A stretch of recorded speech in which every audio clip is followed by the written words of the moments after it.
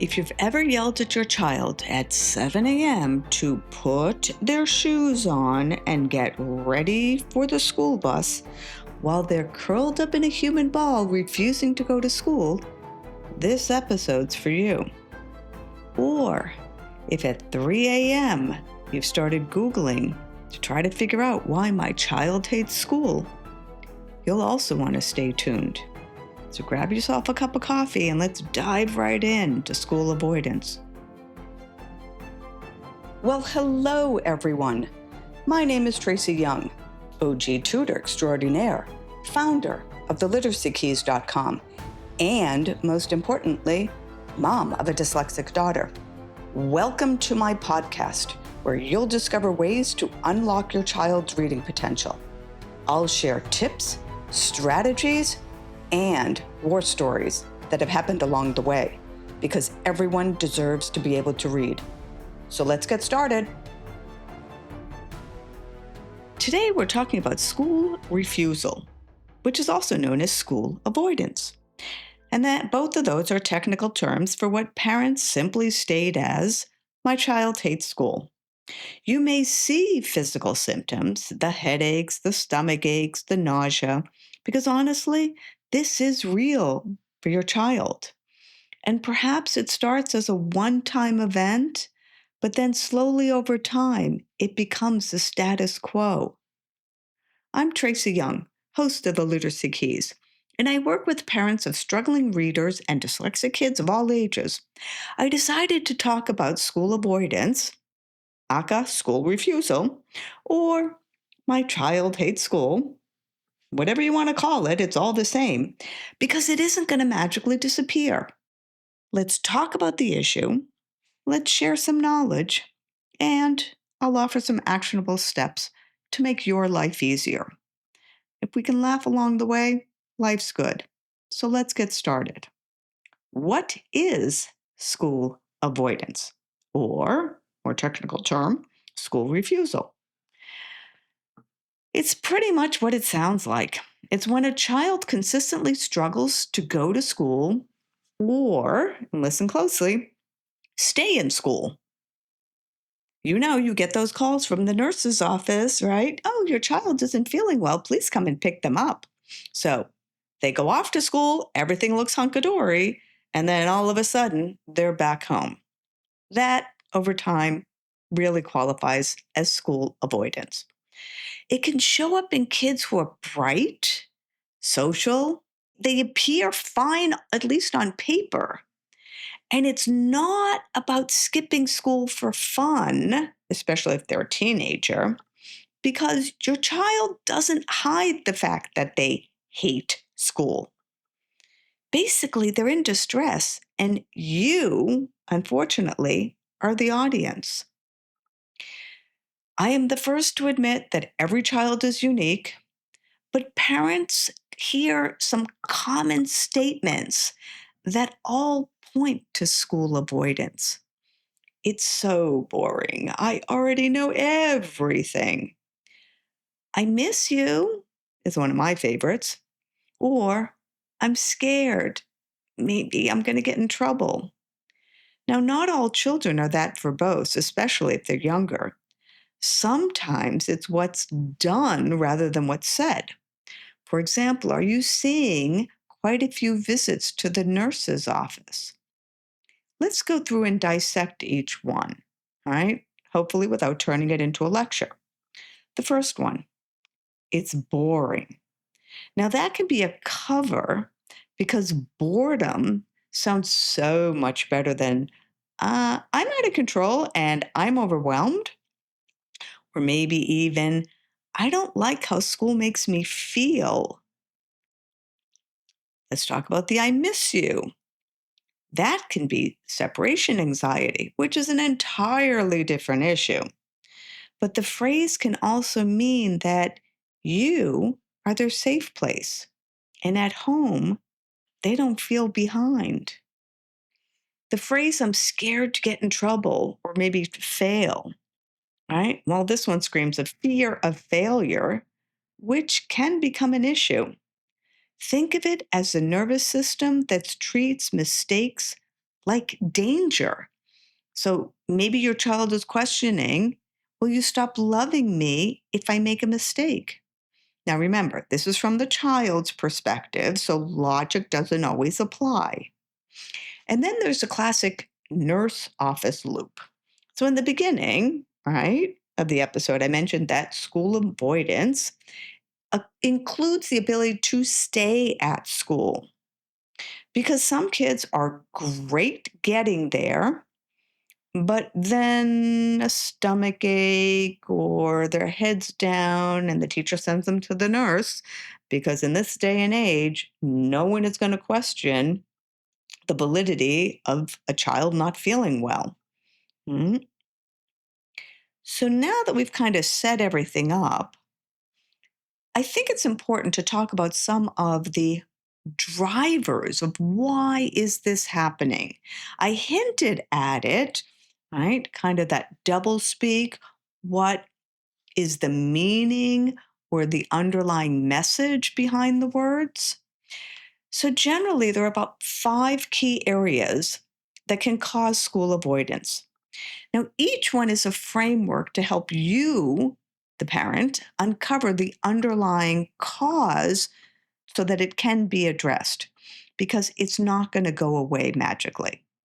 So, the first area of framework surrounds academic struggles. Think of your reading, writing, math. Is there anything that makes the day feel like an ongoing battle for survival? The second one, peer stress. This could include teasing, awkward social interactions, freshman drama, big in middle school. The third one, transitions. Maybe a new teacher, a new grade, a new building, a new routine. All of that can cause uncertainty. The fourth one, anxiety. Anxiety that shows up in the body. Headaches, stomach aches, just not feeling well. They're all real sensations. We just have to get at what's causing that. And the fifth one is fear of failure. These 5 areas are not one versus the other. You can see overlap between them. So maybe a child has 2 or 3. Because honestly, most school avoidance is not due to just one thing. That would be too easy. Let me pause for a second and explore the first one, academic struggles, a bit more. Partly because I'm a dyslexic tutor, right? So I see a lot of these cases.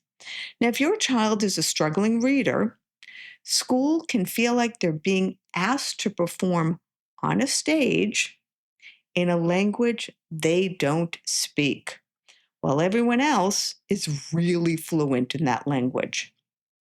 Your child can start to internalize feeling stupid because it's hard.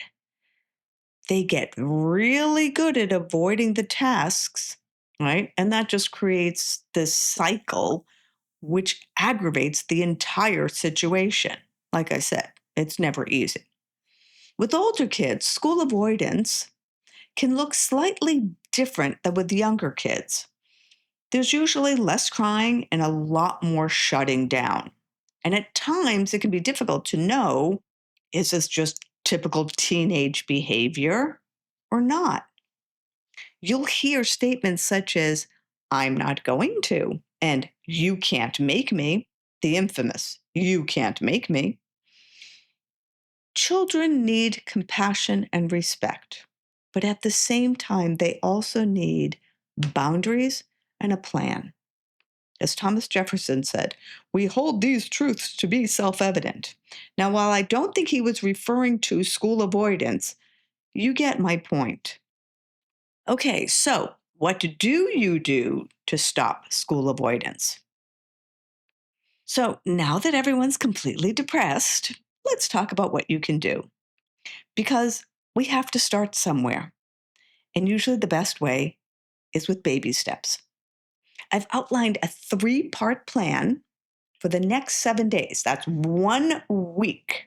Why? Because it's manageable. Focus on just this 1 week. Step number 1, what you want to do. You want to separate can't from won't. And it's all in the phrasing of your questions. Instead of asking, why are you doing this? Switch to, I'm noticing that mornings are really hard for you. Are you feeling like you can't handle something? They don't need to answer. You don't need to wait for them to answer. It's more about having them to start thinking about the situation. Get those gears in motion. Step 2, you want to create a morning school script. You're going to avoid negotiation, all right? Because that's only going to result in them staying home. Your child will absolutely sense the smallest opening and seize on it. So having a mental script, write it down if you need to. Leave it on the counter, somewhere near your purse so they can't quite see that you're reading it. Right? That mental script is going to help you remain gentle but firm. You can say things like, I understand you're having a hard time and we're going to keep moving. Let me help you.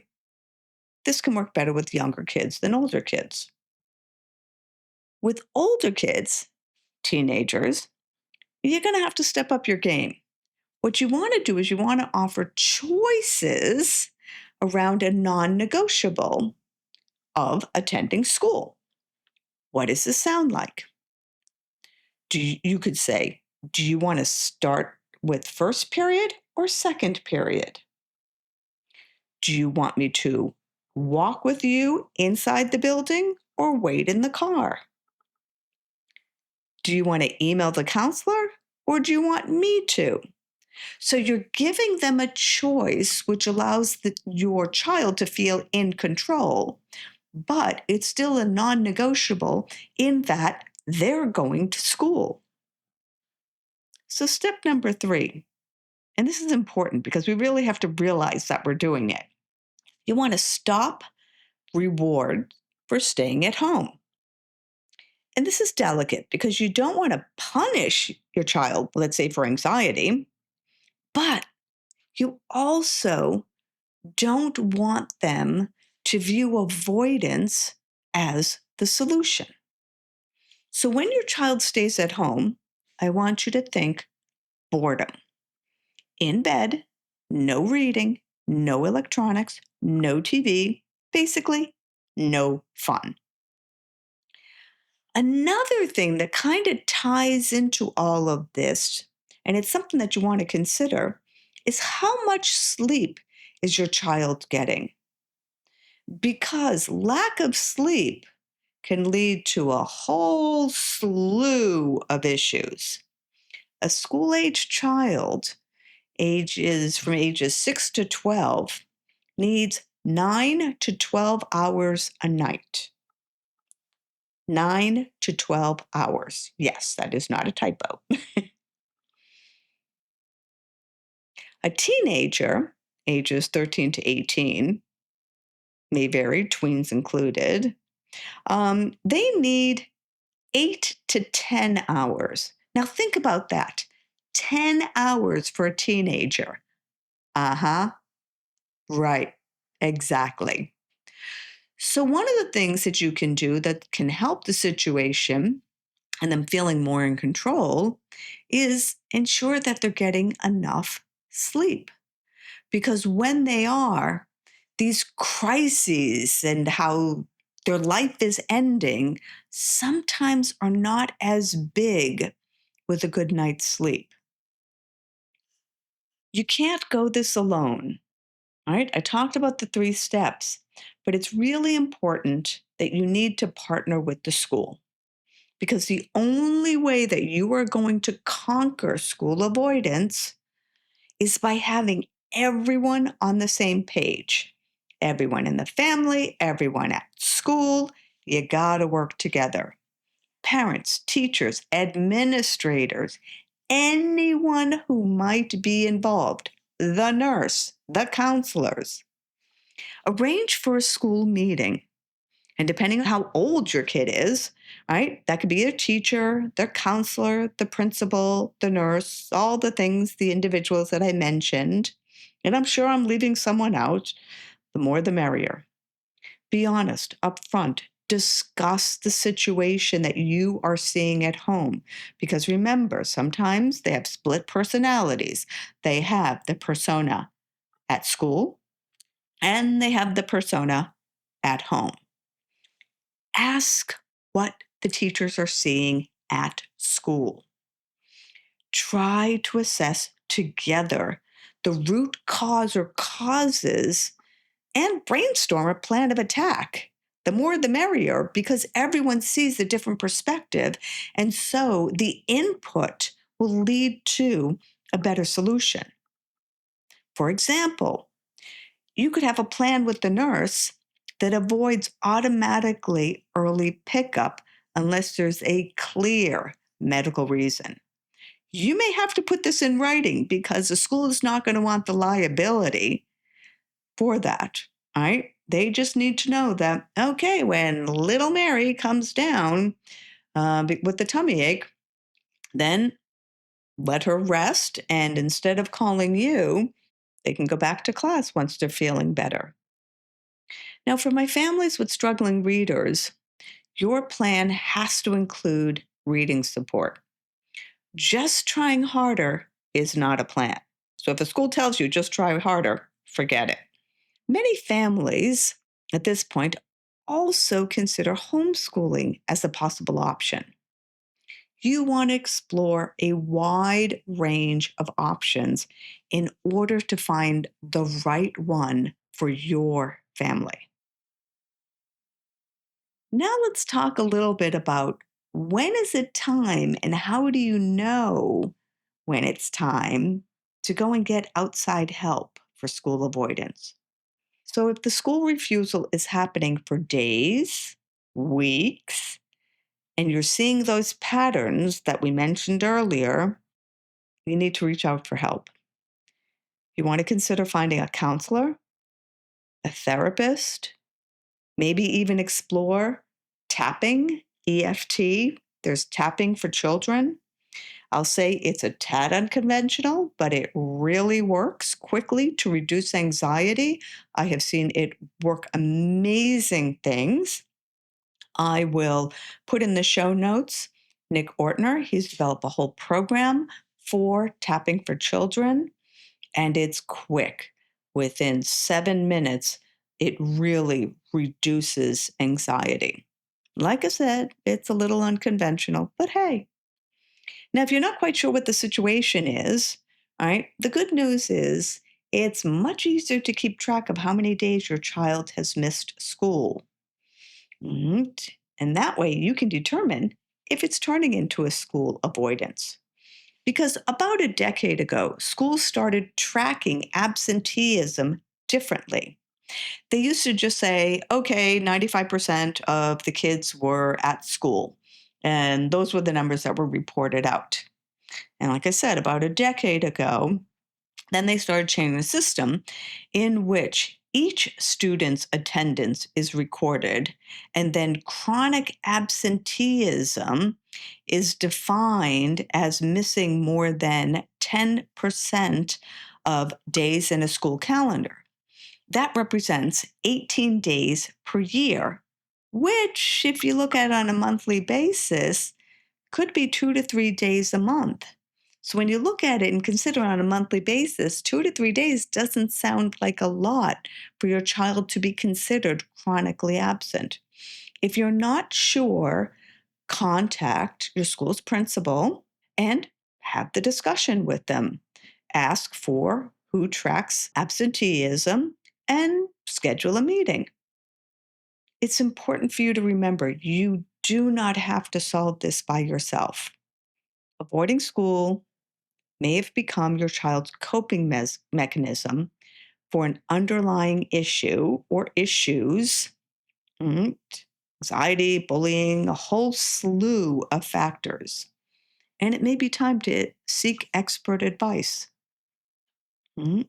You could even consider attending a parent masterclass on school avoidance. Just Google it. There's plenty out there. The point is, there is a solution, and you need to take the first step to finding that solution. Find the one that works well for your family. All right, so to summarize, if you're living the my child hates school reality, I want you to remember it's a signal, not a character flaw. School avoidance can give short term relief, but it absolutely fails in the long term. It sets your child up for avoiding difficult situations, and you don't want to do that. Remember, your job is not to force happiness. You want to build a bridge back to functioning, and I encourage you to do it one small plank at a time. You will get there. So this week, pick one thing to do. You can write a morning script. You don't have to read it. You can rehearse it in your head. You can create a boring at-home plan in bed, no electronics, no reading, lights out, sleep, right? Or email the school and start to get a support plan where everyone is on board. You are not powerless, and your child is not stuck. This brings us to my next point. So, if your child is a struggling reader and school has become a daily battle, you need to know that it's never too late to become a stronger reader. I've seen high schoolers who were convinced they were bad at school start to feel capable again. When reading becomes less painful, school becomes less terrifying. So contact me using the link in the show notes for a free 15-minute consultation. Well, that's all for now. I will see you next Thursday for our next episode. If you liked this episode, subscribe to the podcast, share it with another parent, and leave a review. Your support helps us empower more parents. Thank you. Well, that's a wrap. Thank you for listening to the Literacy Keys podcast. Follow us on social media, and most importantly, tell a friend. See you next week.